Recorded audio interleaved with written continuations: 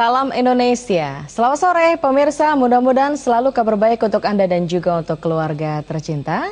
Senang sekali hari ini saya Indah Ardina kembali bisa menyapa Anda dalam dialog interaktif bersama dengan Pusat Studi Pancasila Universitas Gadjah Mada Yogyakarta. Ya, hari ini kita bicara, frame kita adalah sila yang ketiga atau Persatuan Indonesia. Sudah hadir tamu-tamu spesial saya yang hari ini akan berbincang-bincang langsung dengan Anda mengenai hal ini. Termasuk Anda bisa berkomunikasi langsung dengan beliau berdua. Line telepon nanti akan terbuka di 4516666 atau 02744517777. Ya pemirsa, kembali beberapa waktu yang lalu ketika kita bicara soal Pancasila, lagi-lagi mengenai perkembangan teknologi informasi komunikasi yang luar biasa. Nah, bagaimana perkembangan teknologi ini bisa dimanfaatkan secara positif bagi generasi muda kita? Artinya akses yang diambil gitu, yang diakses, informasi yang diakses ini benar-benar bisa menumbuhkan persatuan dan kesatuan bangsa. Jangan justru malah mengikis nasionalisme kita, jiwa patriotisme kita, jangan sampai terkikis ya. Kita ke narasumber saya sore hari ini. Yang pertama adalah Bapak Kolonel Sus Supomo SIP MSI. Beliau adalah Direktur Pengkajian Akademi Angkatan Udara TNI. Selamat sore Bapak. Selamat sore Mbak Indah. Selamat ulang tahun untuk TNI ya. Terima kasih. Luar biasa. Ini sibuk sekali pasti tadi. Atraksinya luar biasa kan luar yang biasa ada di alun-alun utara ya. Ya, alhamdulillah sukses. Mudah-mudahan benar-benar TNI bisa menjadi apa Pak? Fungsinya banyak bisa dijalankan sebaik mungkin, masyarakat merasa terayomi dan sebagainya. Betul. Dan benar-benar bisa menjadi kebanggaan Indonesia ya Pak ya. Amin, amin. Kaitannya hari ini kita bicara mengenai persatuan Indonesia. Baik. Terima kasih sudah hadir. Yang kedua adalah Bapak Dr. Andes Arif Hidayat, MA. Ya, Arif Ahyat ya, Nyon Sewu. Bapak Dr. Andes Arif Ahyat, MA dari Fakultas Ilmu Budaya Universitas Gadjah Mada. Sore Pak Arif. Selamat sore Ibu Indah. Iya, sehat Pak Arif ya? Alhamdulillah. Baik. Sehat. Kita sore-sore ini siang menjelang sore sebetulnya ya. Kita ngobrol Pancasila, tapi ini tidak kalah mengasihkan dengan ngobrol yang lain. Karena seperti halnya yang sudah diinformasikan, diingatkan bahwa Pancasila bukan hanya dihafalkan tapi dihayati. Betul. Begitu ya Pak ya? Iya. Ya, kalau kita bicara soal nasionalisme, patriotisme, nanti Bapak berdua ini akan bicara dalam porsinya masing-masing ya. Kalau Pak Arif ini Bapak dosen UGM dari Fakultas Ilmu Budaya. Ilmu Budaya. Jurusan sejarah. Jurusannya sejarah. Jadi mengenai sejarah Bapak akan bicara banyak. Iya. Bagian mengenai fungsi TNI dan sebagainya untuk mempersatukan bangsa kita, Bapak yang akan bicara mengenai hal ini. Silakan pemirsa, Anda boleh bergabung bersama kami. Line telepon akan dibuka 451666 atau 0274451777. Bagi Anda yang ada di luar daerah istimewa Yogyakarta atau hubungi line SMS yang tersedia. Ya, ini kalau dikaitkan dengan teknologi informasi dan komunikasi tentu saja. Ya, kalau orang bilang biasanya pedang bermata dua gitu ya. Ada yang bagus, ada yang jelek dan sebagainya. Menurut pandangan Bapak, kalau ini kaitannya dengan persatuan Indonesia, artinya apakah itu akses yang jelek, akses negatifnya ini justru akan berpengaruh negatif, tentu saja akan mengikis jiwa patriotismenya, nasionalismenya, ujung-ujungnya justru Indonesia menjadi tidak bersatu gitu ya. Karena mengakses sesuatu yang salah. Silakan berkomentar dulu, monggo Pak Supomo. Baik, terima kasih Mbak Indah. Jadi teknologi informasi dan komunikasi ini memang abadnya sekarang sulit kita menghindari dari era ini. Persoalannya memang ada ekses-ekses negatif yang ada di dalamnya. Ya. Namun kalau menurut kami keuntungan, advantages yang ada di teknologi informasi dan komunikasi ini luar biasa besarnya. Sehingga kita harapkan dengan teknologi ini kita bisa mempersatukan bangsa Indonesia yang begini besar. Kita lihat saja bahwa kita telah memiliki sekian satelit palapa yang digunakan oleh TIK. Itu semuanya adalah bisa dimanfaatkan untuk persatuan dan kesatuan. Namun memang ekses negatifnya perlu kita kelola dengan baik, kita minimalisir sehingga dia tidak menjadi bumerang bagi persatuan dan kesatuan. Jadi sebetulnya kalau mau dilihat dari positifnya luar biasa banyak gitu ya? Luar biasa. Ya. Luar biasa banyaknya. Namun juga kita perlu mewaspadai ada pemanfaatan kayak kita lihat WikiLeaks seperti itu jelas adalah ekses negatifnya. Yang sangat menghebohkan. Sangat menghebohkan. Namun mayoritas dominan kita gunakan TIK ini untuk kepentingan-kepentingan pembangunan, kepentingan-kepentingan pendidikan, dan kepentingan-kepentingan budaya juga sangat potensial. Oke, bisa Anda sampaikan ke masyarakat Yogyakarta yang sekarang ini sedang nonton Jogja TV. PNI sendiri bisa kasih contoh-contohnya Pak, misalnya untuk hubungannya dengan Persatuan Indonesia yang dihubungkan dengan teknologi informasi, penggunaannya seperti apa Pak? Seperti misalnya kita menggunakan satelit Palapa yang dimiliki oleh TNI, kemudian kita integrasikan dengan stasiun-stasiun yang ada di daerah untuk saling komunikasi, baik itu untuk jaringan komando, jaringan administrasi, bahkan ke depan bisa kita juga kembangkan ke arah pendidikan jarak jauh, sehingga di perbatasan itu para prajurit kita bisa menerima informasi ataupun modul-modul pendidikan, dan itu berdampak kepada persatuan dan kesatuan. Oke, kebayang kalau nggak ada teknologi ini ya Pak ya, bagaimana lamanya untuk bisa sampai ke sana? Bisa kita mundur bertahun-tahun ya, kita bisa mundur bertahun-tahun. Ini contoh konkret ya, supaya masyarakat bisa tahu apa yang digunakan. Saya ke Pak Arief dulu. Pak Arief, apa pandangan Bapak terhadap hal ini? Salah satu yang sangat kita rasakan ketika kita menggunakan TIK adalah, terutama di dunia pendidikan seperti yang Pak Muhammad tadi sebut, kami bisa melakukan telekonferensi, melakukan kuliah jarak jauh dengan Amerika, dengan Australia, dan beberapa minggu yang lalu kami menggunakan teknologi itu sebagai ajang diskusi dengan Monash University maupun dengan Queensland University, juga dengan Oberlin Sanse University juga. Ya, kita. Jadi berasa dekat gitu? Merasa jauh, merasa dekat. Itu manfaat yang tidak bisa kita tolak itu. Yeah. Yang kedua, dengan TIK juga mahasiswa bisa mengakses informasi apapun yang berkaitan dengan studi mereka, dan kami baru mengukur di Gajah Mada itu kira-kira mereka yang menggunakan TIK dengan yang tidak, itu percepatan kelulusannya lebih jauh, lebih lama mana gitu.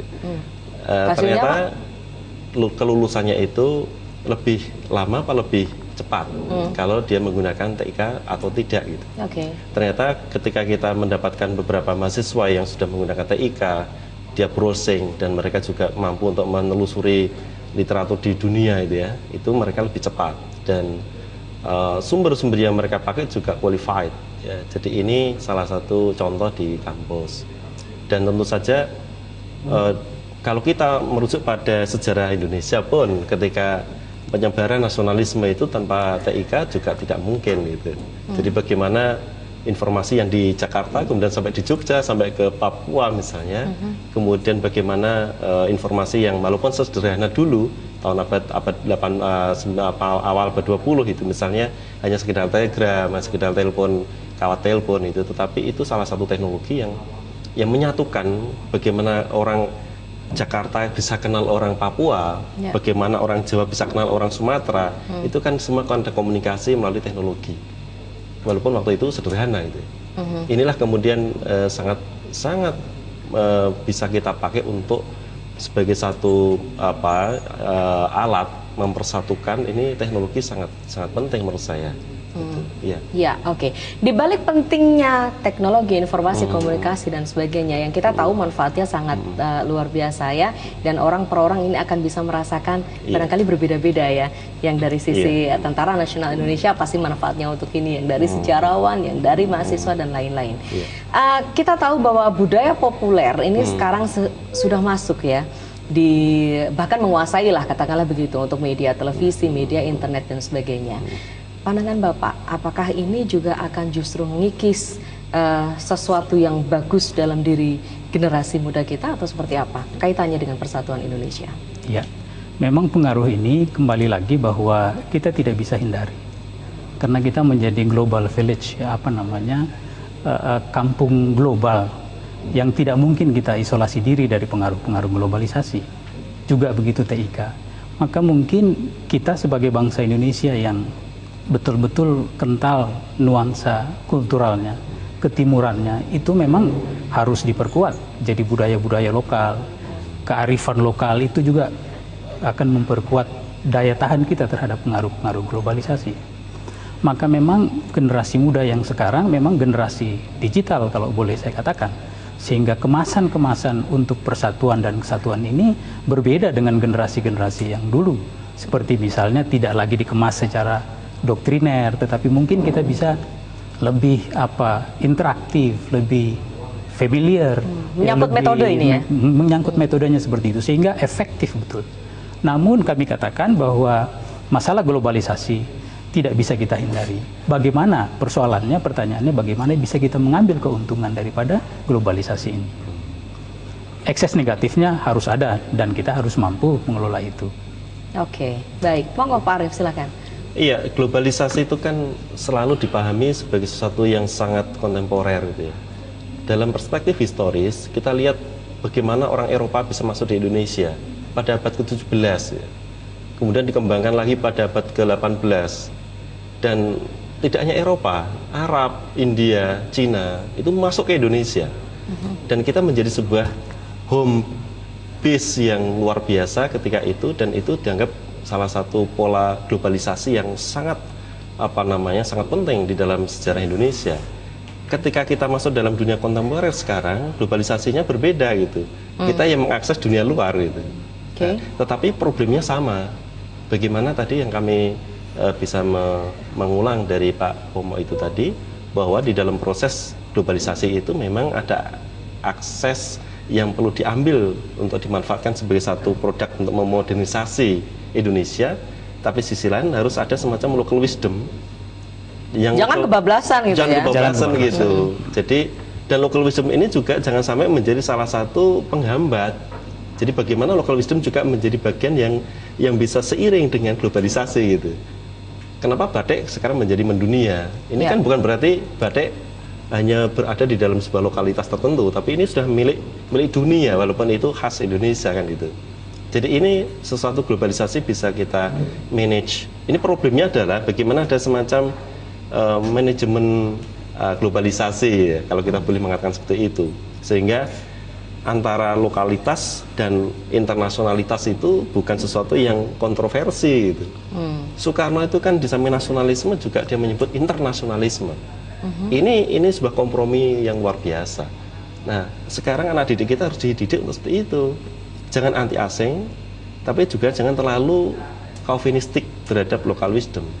Kalau itu yang terjadi di anti asing itu bahaya juga, karena hidup sekarang tidak mungkin, Mbak ya. Jadi ini satu hal yang perlu kita antisipasi di dalam dunia pendidikan kita. Ini terutama kami yang ada di dalam masyarakat kampus ya. Jadi kami juga selalu memperhatikan mahasiswa. You boleh apapun yang kamu lakukan di dalam proses kamu belajar di UGM misalnya, tapi you harus bisa mempertahankan Anda sebagai mahasiswa Indonesia, seperti itu. Oke. Iya. Jadi meskipun ngobrolnya tak pakai you, tetap mempertahankan nasionalisme Indonesia. Ini satu contoh. Bagaimana kita bicara itu, tapi kita tetap nasionalismenya Indonesia harus kuat. Iya.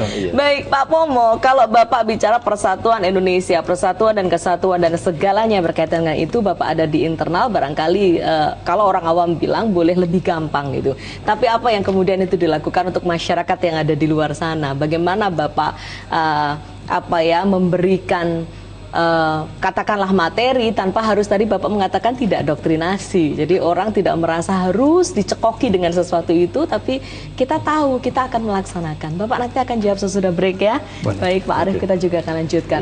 Pemirsa jangan kemana-mana, tetap bersama kami hanya di Jogja TV, tradisi tiada henti.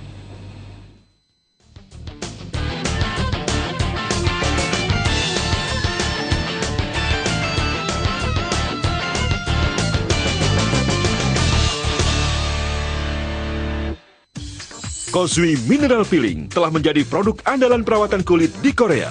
Rahasia perawatan kulit saya adalah Kozui Mineral Peeling. Terbuat dari mineral alami dari dasar laut dan tumbuhan alami. Pencegahan terjadinya penuaan dini, mengurangi kotoran-kotoran hitam di kulit, membersihkan semua debu yang dapat menyumbat pori-pori, membantu menghindari timbulnya jerawat, membersihkan kelapisan kulit yang lebih dalam, mengangkat sel-sel kulit mati, mempermudah pertumbuhan sel kulit baru. Kelembapan kulit saya tetap terjaga. Kulit kusam yang biasa timbul pada usia saya hampir tidak pernah terlihat.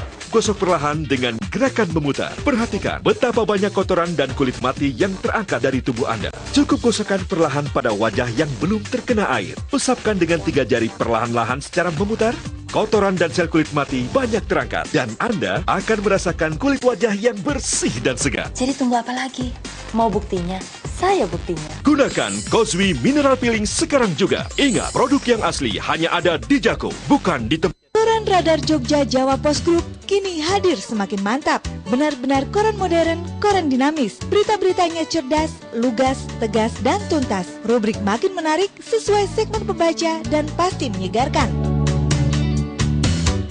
Kini harga semakin terjangkau. Untuk iklan hubungi 0274 447 7780, langganan 0274 4477 783. Radar Jogja, selalu ada yang baru.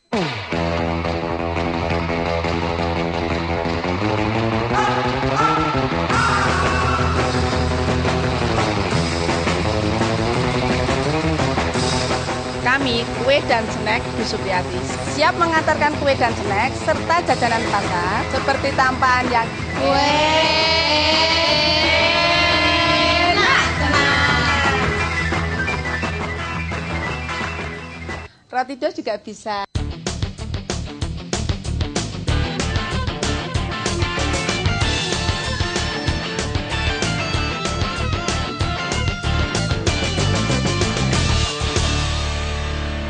Ya, pemirsa, terima kasih Anda masih bersama kami dalam dialog interaktif ya. Sore hari ini kita bicara mengenai Persatuan Indonesia bersama dengan Pusat Studi Pancasila Universitas Gadjah Mada Yogyakarta. Line telepon sudah saya buka, jadi silahkan di 451666 atau 0274451777 atau Anda bisa juga hubungi line SMS yang sudah tersedia. Nanti saya akan bacakan pertanyaan Anda dan Bapak berdua yang kali ini ada bersama saya akan menjawab pertanyaan Anda. Pak Supomo, kembali ke pertanyaan yang tadi Pak, untuk generasi muda bagaimana Bapak bisa mengtransformasi ya atau juga mendeliver lah pesan apapun yang disederhanakan, intinya persatuan Indonesia. Iya. Tadi pagi kita lihat performance di HUT Hari Ulang Tahun TNI yang ke-66 dan mayoritas itu dilakukan oleh pemuda-pemuda Indonesia. Pemuda-pemuda yang kami tanyakan tadi dari Aceh sampai Merauke, luar biasa. Artinya bahwa generasi muda ini merupakan generasi ke depan bangsa ini. Ada sebagian kecil pemuda-pemuda kita, namun saya percaya mayoritas pemuda-pemuda Indonesia masih memiliki idealisme. Ini yang kita harapkan menjadi lahan subur kita nanam persatuan dan kesatuan. Kita katakanlah contoh yang paling sederhana, produk-produk Indonesia sekarang, produk-produk Jogja digunakan, ini adalah bagian menyemaikan benih-benih persatuan dan kesatuan. Artinya bahwa di kalangan pemuda itu memang lahan subur untuk kita tanamkan bibit-bibit persatuan dan kesatuan. Persoalannya sekarang, generasi muda yang sekarang lebih cerdas, lebih terbuka, lebih kritis. Dan lebih kritis. Namun ini bukan kita tangkap sebagai sinyal kemunduran, bahkan ini positif, yaitu kemajuan. Persoalannya bagaimana kita menanamkan di media yang kritis seperti ini. Kita tidak bisa lagi kembali kepada seperti yang kami katakan di depan, zaman-zaman dulu, bahwa kita dicekoi masalah persatuan. Sekarang kita tumbuhkan persatuan ini. Dan persatuan dan kesatuan ini bukannya warisan yang harus kita pupuk, kita pelihara, kita kembangkan, bahkan kita berdayakan. Karena ini adalah modal bangsa, modal bangsa. Aneh rasanya kalau orang Indonesia, rakyat Indonesia yang begini besar, 240 juta dan tidak bersatu, aneh rasanya. Sementara negara-negara di dunia bergerak menjadi suatu kelompok-kelompok. Artinya membuat suatu identitas baru dalam konteks persatuan dan kesatuan. Maka ini adalah modal dasar pembangunan masalah persatuan dan kesatuan ini, Mbak. Oke, baik-baik. Ini kalau desainnya seperti itu memang akan sangat luar biasa ya Pak ya. Jadi meskipun daerah kita tetap menjadi satu, bangga terhadap daerahnya, tapi lebih bangga lagi sebagai bangsa Indonesia. Luar biasa. Bapak, kalau kita baca kemarin barusan aja misalnya ada tawuran mahasiswa lah dan sebagainya. Ini Bapak sebagai akademisi, kalau kaitannya dengan persatuan Indonesia, siapapun itu yang melakukan ini semacam menodai. Iya. Tanggapan Bapak? Salah satu yang bisa kami tangkap dari fenomena itu adalah pendidikan kita itu ahistoris.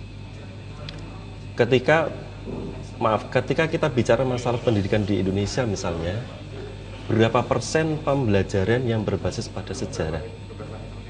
Begitu bicara sistem ekonomi, literaturnya mana? Begitu bicara sistem politik, literaturnya mana?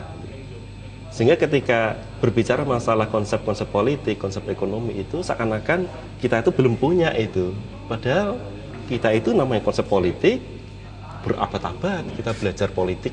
Apakah itu dari Hindu, dari Islam, kan gitu. Kemudian belajar ekonomi dari Arab, dari Cina, kan gitu. Jadi ini persoalan yang sangat serius menurut kami, bahwa pendidikan kita itu ahistoris. Itu karena tidak banyak pembelajaran yang bersifat historis itu menjadi bagian yang sangat penting di dalam memproduksi anak didik kita menjadi anak didik yang cerdas. Kecerdasan itu perlu, tapi juga harus ada experiences-nya, ada pengalamannya gitu. Jadi ini yang perlu kita tingkatkan, sehingga kenapa mereka sampai melakukan seperti itu, tentu saja ini ada kesadaran yang tidak pas ketika dia memaknai sebuah heterogenitas komunitas misalnya, kan itu. Saya sangat tertegun dengan ucapan Soekarno ketika beliau mengatakan, I am nationalist, but my nationalism is humanity. Saya seorang nasionalis, tapi nasionalisme saya adalah humanity. Sekarang humanity kita di mana? Ketika kita berada di dalam sebuah konteks masyarakat yang begitu crowded persoalan sosial ekonomi itu, tanpa dia merasakan bahwa teman itu adalah saudara kita, tanpa merasakan bahwa yang teraniaya adalah teman kita. Itu tentang kita harus harmonitas ini perlu dibangun misalnya dalam menjaga keutuhan kampung, keutuhan bangsa dan negara, kan itu.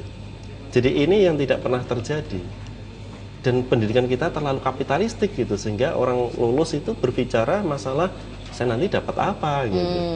Modalnya berapa, labanya berapa gitu, kalau Pak. itu saya nggak sampai ke situ, tetapi paling tidak berpikirnya kan sangat kapitalistik gitu. Jadi idealisme sekarang itu, idealisme anak muda juga perlu kita pupuk lagi, karena jangan-jangan